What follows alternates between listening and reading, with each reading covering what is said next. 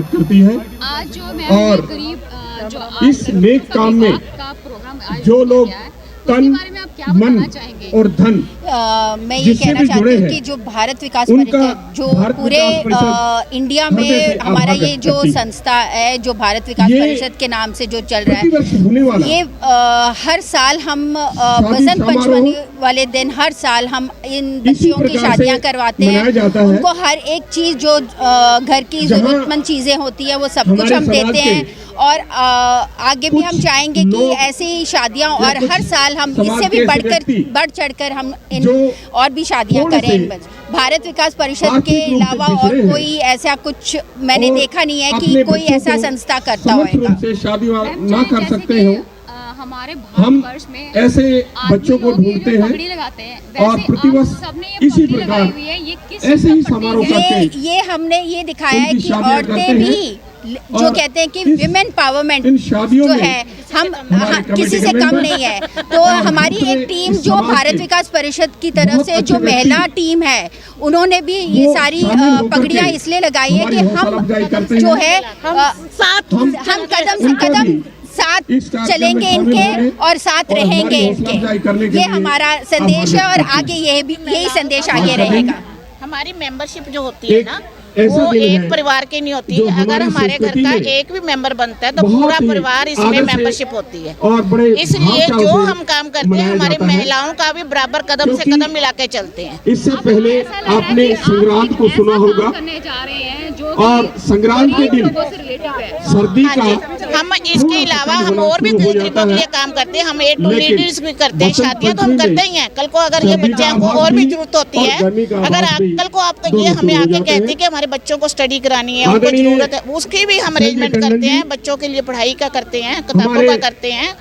और गरीब लड़कियों को अगर उनको कोई रिश्ता नहीं मिल रहा या वो ठीक से सेटल नहीं है, उसमें भी हमारी ये संस्था सहायता करती है। हमारे बीच में है, हम उनका हृदय से स्वागत करते हैं। ये हमारा जी 12वां प्रोग्राम है और ये हमारे शहर में 2 बार होती हैं। एक बार बसंत पंचमी को होती है और एक बार दिवाली के बाद 2 बार होती है। उनके काम से भी जानते हैं और पिछले 10 साल से भी ज्यादा वक्त तक ये प्रोग्राम बहुत ही अच्छा प्रोग्राम है क्योंकि इसमें पेरेंट्स ही दूल्हा दुल्हन को ढूंढते हैं। भारत विकास परिषद हेल्प करती है उन गरीब परिवारों की जिनके पास खर्चा करने के लिए नहीं होता, तो दूल्हा दुल्हन को सारा जो घर का सामान वगैरह भी दिया जाता है। बाकी भारत विकास परिषद ऐसी संस्था है वो हर क्षेत्र में गरीब बच्चों की मदद करती है। बच्चों को अडॉप्ट करके उनको पढ़ाई करवाती है।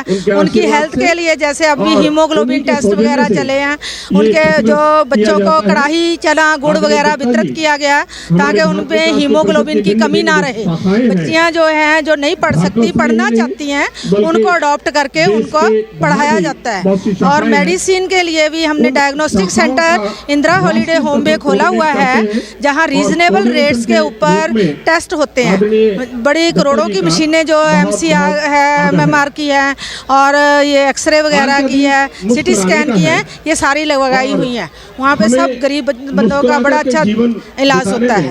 तरफ से सामूहिक विवाह का आयोजन किया गया सर, इसके बारे में आपकी कैसे सोच उठी कि आपको ये काम करना चाहिए? पहले तो आप अपना नाम बताइए, फिर उसके बाद ये बताइएगा। मेरा नाम मनमोहन जौहरी, मैं भारत विकास परिषद का एक छोटा सा कार्यकर्ता हूँ। ये सोच जो है आज से 12 साल 15 साल पहले शुरू हुई थी हमारे मेंबर्स के बीच में कि हमें कुछ करना चाहिए। तो कुछ करने के लिए हमने सोचा कि बच्चों की शादियां की जाए। जिन बच्चों के पास पेरेंट्स के पास पैसे नहीं हैं, घर में रोटी नहीं है, तो उन लोगों की शादियां की जाएं और उनको सहयोग देके इस यहाँ तक लेके आएँ। और ये जो बच्चे आप लेके आए हो सर, ये कहाँ से लेके आए हैं और आपको कैसे पता चलता है कि इनको वाकई में इस चीज़ की ज़रूरत है? ये हम झुग्गियों कॉलोनियों में खुद जाके चेक करते हैं और वहाँ से लोगों से पता करते हैं। फिर वो लोग हमें बताते हैं, हम उनको देख के आते हैं कि उनके घर में वाकई पानी रोटी है कि नहीं है। उस हिसाब से ही हम उनको वेरीफाई करके अपनी संस्था में यहाँ लेके आते हैं और उनकी शादी करवाते हैं। ये पिछले हमारा 11 साल से प्रयास चल रहा है और ये 12वां साल है।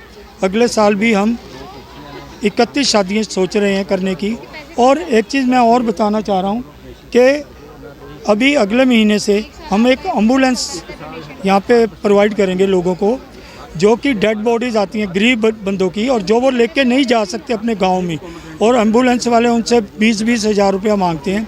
हम उनको सिर्फ ऑयल के खर्चे पे ही उनको एम्बुलेंस प्रोवाइड करेंगे, और वो एम्बुलेंस को कहीं भी ले जा सकते हैं सिर्फ तेल के खर्चे पे। सर जैसे कि इनके फैमिलीज़ वाले के या इनकी तरफ से या किसी और की तरफ से कभी मज़हब का जो सिलसिला है या मज़हब का जो टॉपिक है, कभी वो आया आपके आड़े में?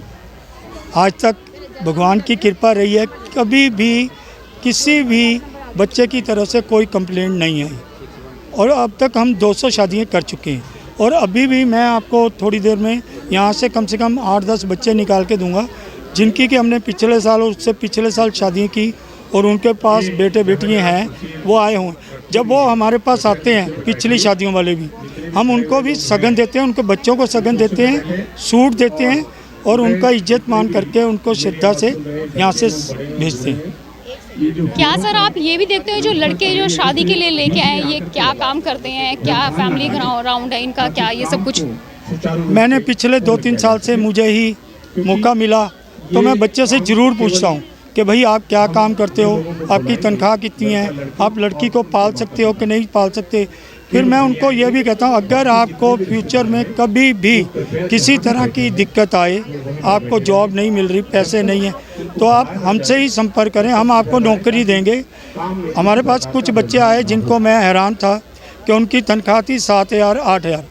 मैंने उनको बोला कि हम आपको जब भी रखेंगे जॉब पे तो हमारी 10,000 कम से कम तनख्वाह होगी, और जैसे जैसे आप काम करेंगे हम वैसे वैसे आपकी तनख्वाह भी बढ़ाएंगे।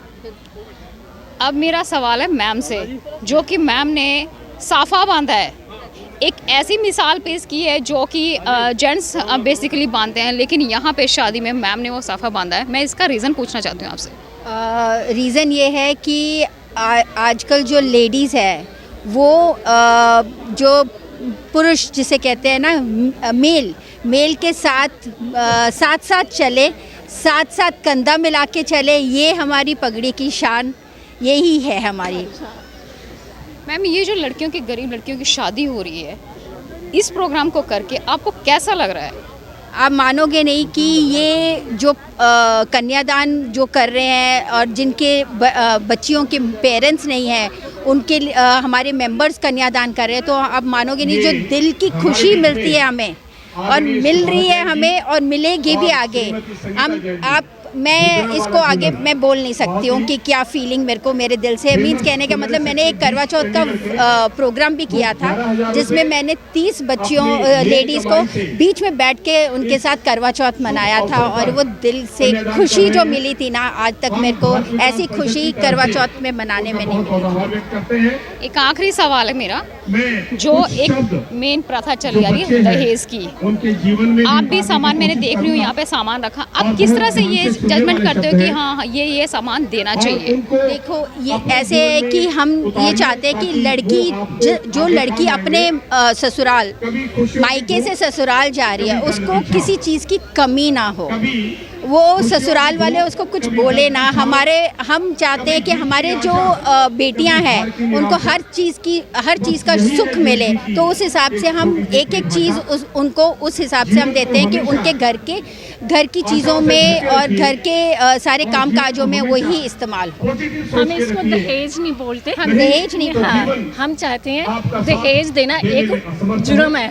हम इस प्रथा को बंद करना चाहते हैं, ना कि हम इसको आगे रखना चाहते हैं। हम इसको सिर्फ ये है कि ये लड़कियों को, ऐसी लड़कियां गरीब कि जिनके घर में रोटी के लिए शायद हो सकता है सामान ना हो, शादी के बाद उनको जाते ही ये सामान इकट्ठा ना करना पड़े, हम उसलिए दे रहे हैं ये सामान। ये शगुन है हमारी तरफ से, भारत विकास परिषद की तरफ से एक बड़ा शगुन है उनके लिए, जो हम ये कहना चाह रहे हैं। जिंदगी शुरुआत इसी सामान से। चलिए ये थी मैम जो कि बता रहे थे कि कन्यादान महाकल्याण।